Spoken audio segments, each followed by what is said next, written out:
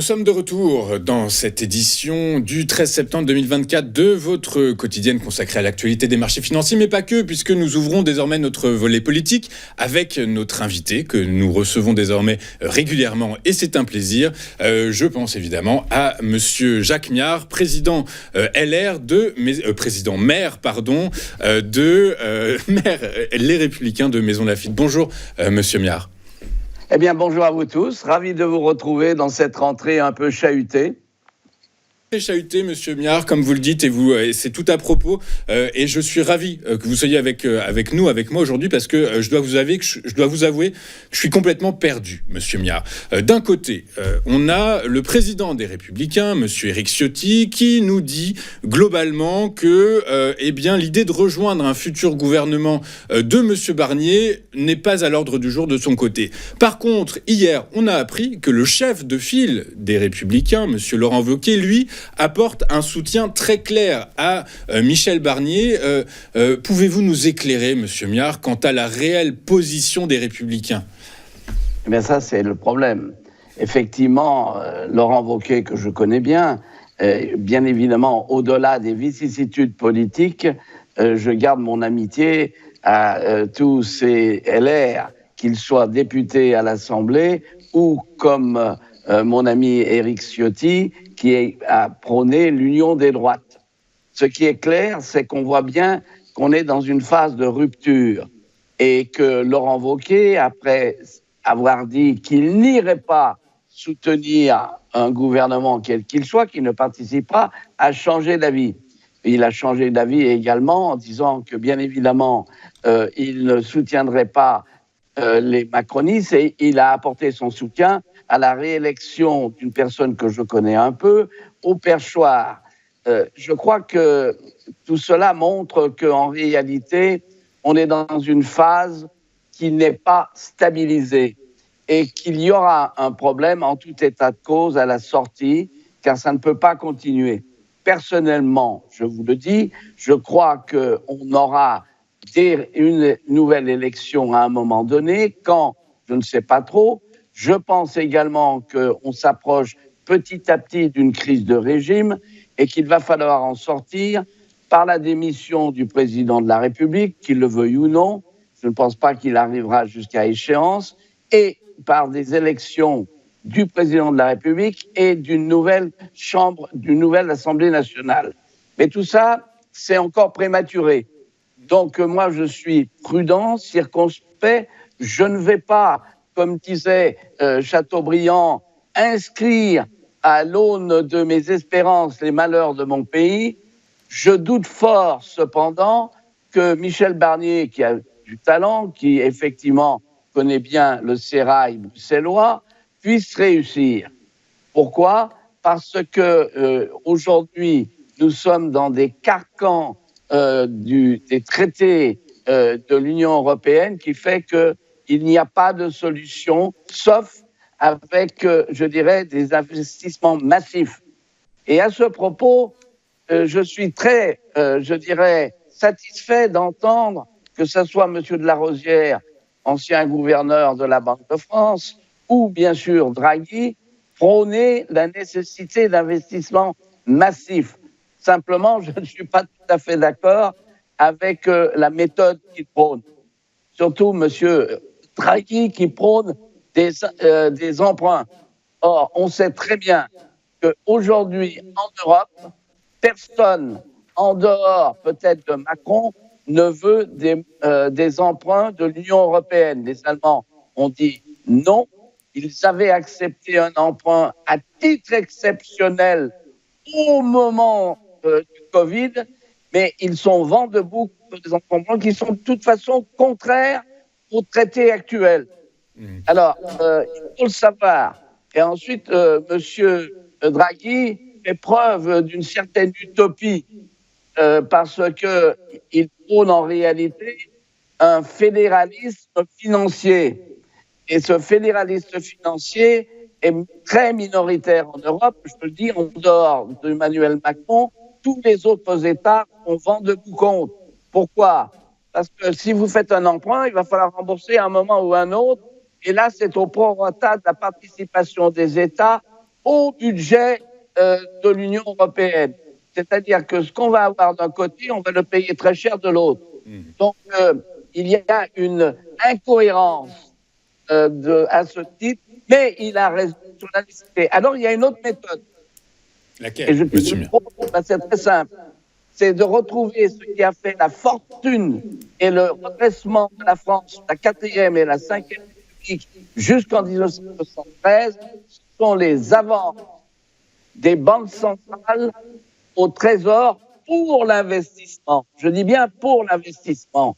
Et donc, ça encore, effectivement, il faut mettre entre parenthèses l'article 123 du TFUE, du traité sur le fonctionnement de l'Union européenne, qui interdit effectivement aux banques centrales de financer les États. Mais il faut savoir ce que l'on veut. Il ne s'agit pas, et ça peut se faire en gardant bien évidemment la monnaie, l'euro. Ça peut se faire, et donc c'est une nécessité d'investir à outrance. Alors, l'investissement à outrance dont vous nous parlez, alors vous faites référence au dernier rapport de Mario Draghi. Mario Draghi, c'est l'ancien président de la Banque Centrale Européenne, qui était le prédécesseur de Christine Lagarde, qui, dans un rapport, préconisait que l'Union européenne devait doubler ses investissements. Et quand il dit doubler, le chiffre, c'est 800 milliards qu'il préconisait supplémentaires d'investissement pour que l'Europe retrouve son allant, son aura d'antan. Monsieur Miard, à travers vos propos, qu'ils soient orientés politique intérieure ou politique européenne, je reconnais bien votre passé d'ambassadeur. Parce que non, je n'ai pas été ambassadeur.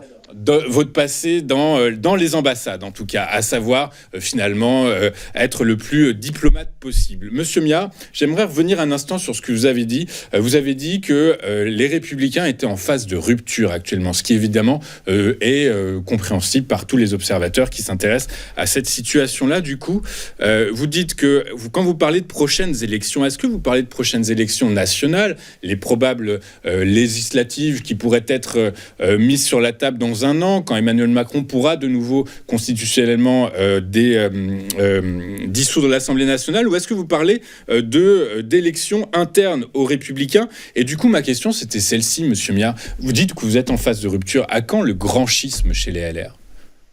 Écoutez, je vais vous dire une chose. Il ne faut jamais jeter le bébé avec l'eau du bain. Aujourd'hui, je suis prudent.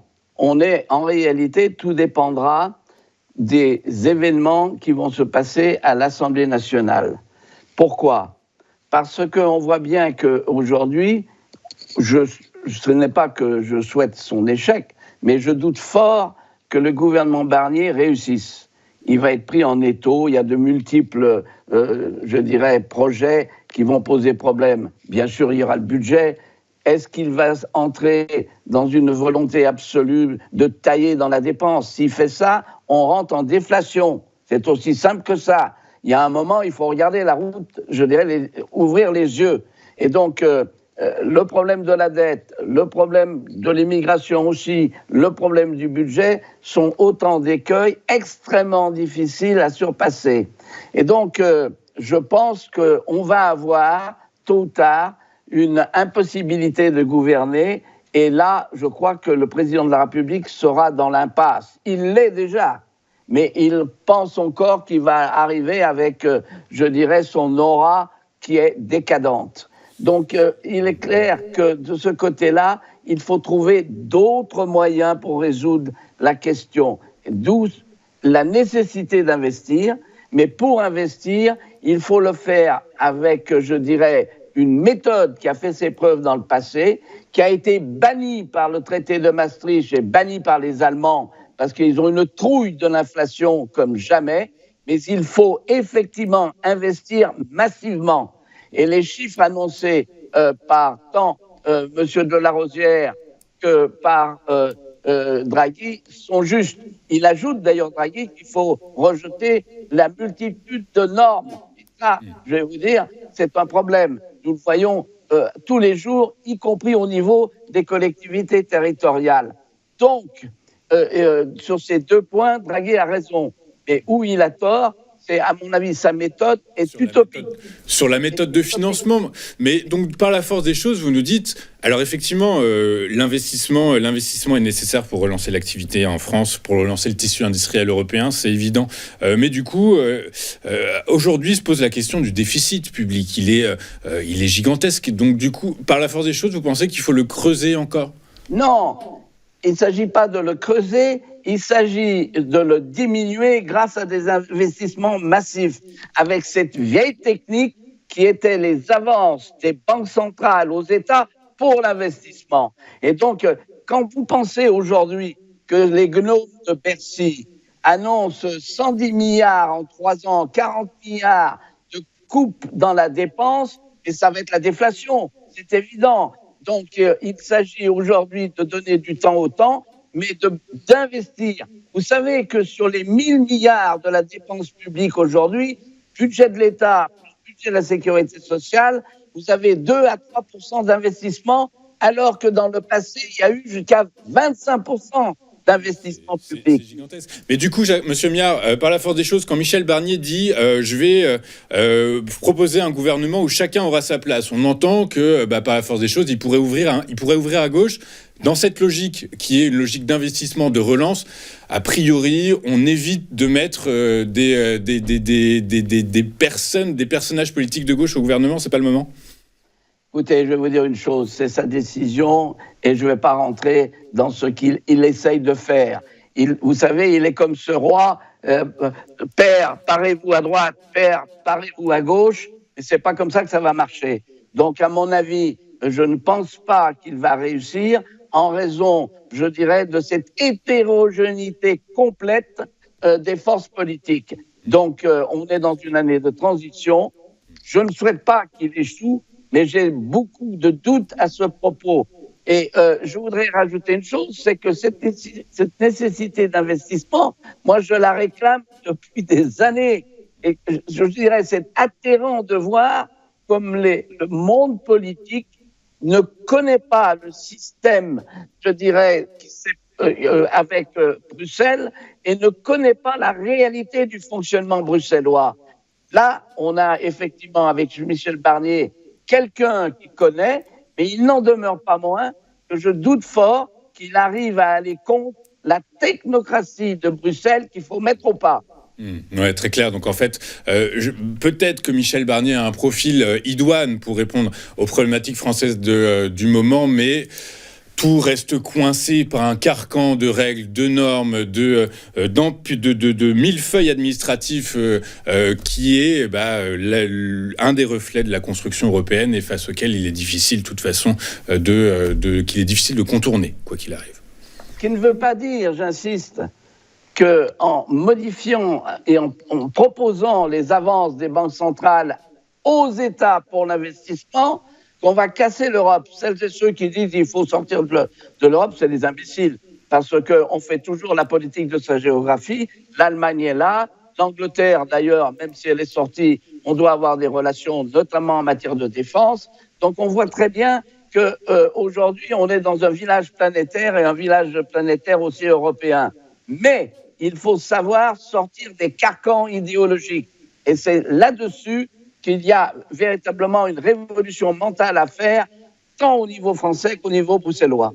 Eh bien, écoutez, monsieur Jacques Miard, on va observer avec attention comment, de toute façon, au moins dans un premier temps, se forme ce nouveau gouvernement, le gouvernement de Michel Barnier, puisqu'il a promis que la semaine prochaine, il dévoilerait les membres de son gouvernement. Est-ce que vous avez des infos ? Est-ce que vous pouvez déjà nous dire ? On parle de Valérie Pécresse éventuellement au ministère de l'économie. Est-ce que c'est une probabilité qui se renforce ? Vous cacher, j'ai rencontré récemment Valérie Pécresse. Je lui dis attention à la déflation. Elle m'a répondu qu'au niveau de la région, elle avait su couper des choses inutiles et qu'elle avait surmonté la déflation. J'ai bien senti qu'elle est titillée pour y aller. Moi, personnellement, je ne m'embarquerai pas sur le Titanic, je vous le dis tout net. Bon, mais ce qui est certain, c'est que c'est ça le problème. C'est qu'il faut avoir le courage de sortir d'un certain nombre d'errements en vigueur qui sont, je dirais, qui percutent l'économie française. Quant aux millefeuilles territorial, pour moi, c'est même pas un millefeuille, c'est un 10 millefeuilles. Parce que quand vous songez aujourd'hui que les régions entretiennent de quasi-ambassades à Bruxelles, ça, c'est quand même fort de café. Je me suis d'ailleurs pris de bec un jour avec Valérie Pécresse, que j'aime beaucoup par ailleurs, parce que c'est une femme courageuse. Mais ce qui est certain, c'est que c'est pas normal.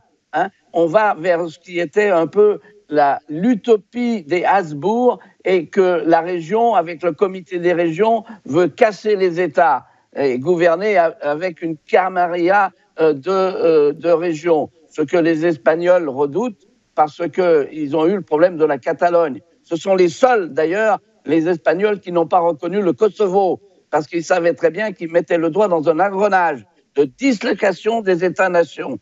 Et donc ça, il va falloir y mettre aussi un terme parce que c'est dangereux. Et le 10 millefeuille territorial, on le voit bien aujourd'hui, vous avez les communes qui sont le socle de la démocratie, vous avez ensuite des intercommunalités, ce sont parfois des usines à gaz, vous avez l'État et vous avez bien sûr Bruxelles avec ses visions. Tout ça n'est pas sérieux et on peut effectivement réduire le 10 millefeuille territorial et redonner vie aux communes et aux départements. Communes et départements où repose de toute façon la vitalité actuelle, la vitalité entrepreneuriale, la vitalité politique, la vitalité économique. Merci beaucoup Jacques Miard d'avoir été avec nous ce matin. Jacques Miard, vous êtes maire LR de Maisons Laffitte, avec nous régulièrement dans le live de TV Finance pour nous apporter un éclairage politique de par votre expérience, de par vos connaissances, de par ce que vous êtes et votre personnalité. Je vous en remercie beaucoup. Je vous souhaite une excellente journée. Je tiens à vous remercier aussi pour la liberté de parole. Et vous savez, il faut aujourd'hui dans ce pays que les élus pensent par eux-mêmes et pas avec de l'idéologie. Eh bien, écoutez, c'est noté. Merci, Monsieur Miard. Je vous souhaite une excellente journée et je vous donne rendez-vous quand vous le souhaitez chez nous. Très bonne journée, Monsieur Miard. Je vous en prie.